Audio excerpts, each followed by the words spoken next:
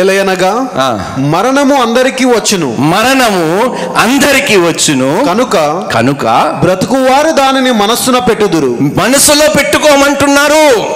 మహాజ్ఞానుడైన సొలొమోను చెప్తున్నారు, మీరు చావటము ఖాయము, లెక్క చెప్పటము ఖాయము. ఎలా బ్రతికారో ఆ లెక్క అప్పగించుకోవలసిన దినము రాబోతుంది, అది నిశ్చయము అని చెప్తున్నాడు. కానీ భయమే లేకుండా మనం బ్రతుకుతున్నాము, విచ్చలవిడిగా మనం బ్రతుకుతున్నాము. మరణము సంభవిస్తుందనే ఆలోచనే లేకుండా మనం బ్రతుకుతున్నాం.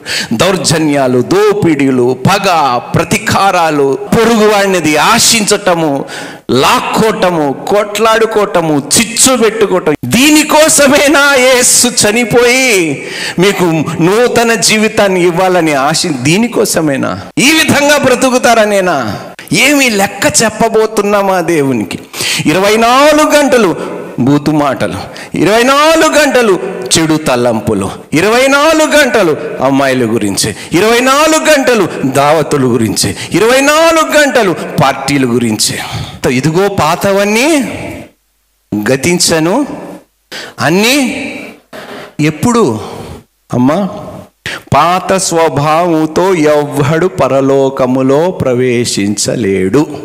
మీ పాపిష్టి అలవాటులతో మీరు బాప్తిజము తీసుకున్నా మీరు పరలోకములో ప్రవేశించలేరు. ఇది ముమ్మాటికి సత్యము.